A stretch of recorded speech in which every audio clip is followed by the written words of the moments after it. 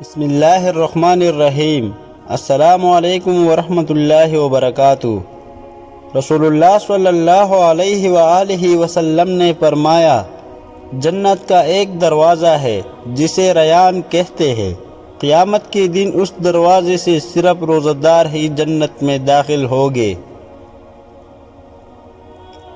حضرت ابو ہریرہ رضی اللہ عنہ تعالی عنہ سے روایت ہے کہ رسول کریم صلی اللہ علیہ وآلہ وسلم نے فرمایا، جب کوئی تم میں سے لوگوں کو نماز پڑھائے تو تخفیف کرے، کیونکہ جماعت میں ضعیف، بیمار اور بوڑھے سب ہی ہوتے ہیں، لیکن اکیلا پڑھے تو جس قدر جی چاہے طول دے سکتا ہے۔ رسول اللہ صلی اللہ علیہ وآلہ وسلم نے ارشاد فرمایا، جو شخص رات کو وضو کر کے سوئے تو ایک فرشتہ اس کے پاس رات گزارتا ہے، جب وہ شخص اٹھتا ہے تو وہ فرشتہ کہتا ہے، اے اللہ اپنے پلا بندی کی مغفرت فرما، کیونکہ وہ وضو کر کے سویا ہے۔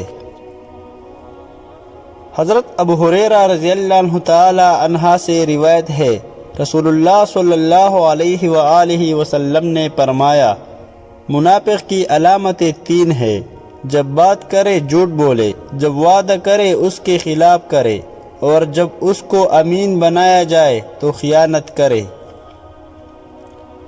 نبی کریم صلی اللہ علیہ وآلہ وسلم نے فرمایا، اللہ کے پاس قیامت کے دن تصویر بنانے والوں کو سخت سے سخت تر عذاب ہوگا۔ رسول اللہ صلی اللہ علیہ وآلہ وسلم نے فرمایا، جو شخص ہمیشہ توبہ استغفار کرتا رہے گا، اللہ تعالیٰ اس کے لیے ہر تنگ سے نکلنے کا راستہ بنا دے گا، اور ہر فکر و غم سے اس کو چھٹکارا عنایت فرمائے گا، اور اس کو اسی جگہ سے روزی دے گا جہاں سے اس کو روزی ملنے کا گمان بھی نہ تھا۔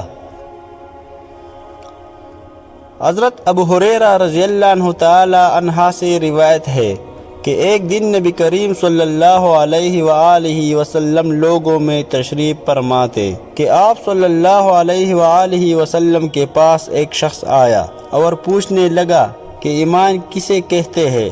آپ صلی اللہ علیہ وآلہ وسلم نے فرمایا کہ ایمان یہ ہے کہ تم اللہ پاک کے وجود اور اس کی وحدانیت پر ایمان لاؤ، اور اس کے فرشتوں کے وجود پر، اور اس اللہ کی ملاقات کے برحق ہونے پر، اور اس کے رسولوں کے برحق ہونے پر، اور مرنے کے بعد دوبارہ اٹھنے پر ایمان لاؤ۔ پھر اس نے پوچھا کہ اسلام کیا ہے؟ آپ صلی اللہ علیہ وآلہ وسلم نے پھر جواب دیا کہ اسلام یہ ہے کہ تم خالص اللہ کی عبادت کرو اور اس کے ساتھ کسی کو شریک نہ بناؤ، اور نماز قائم کرو، اور زکوٰۃ فرض ادا کرو، اور رمضان کے روزے رکھو۔ پھر اس نے احسان کے متعلق پوچھا۔ آپ صلی اللہ علیہ وآلہ وسلم نے فرمایا، احسان یہ ہے کہ تم اللہ کی عبادت اسی طرح کرو گویا تم اسے دیکھ رہے ہو، اگر یہ درجہ نہ حاصل ہو تو پھر یہ تو سمجھو کہ وہ تم کو دیکھ رہا ہے۔ پھر اس نے پوچھا کہ قیامت کب آئے گا؟ آپ صلی اللہ علیہ وآلہ وسلم نے فرمایا کہ اس کے بارے میں جواب دینے والا پوچھنے والا سے کچھ زیادہ نہیں جانتا، البتہ میں تمہیں اس کی نشانیاں بتلا سکتا ہوں۔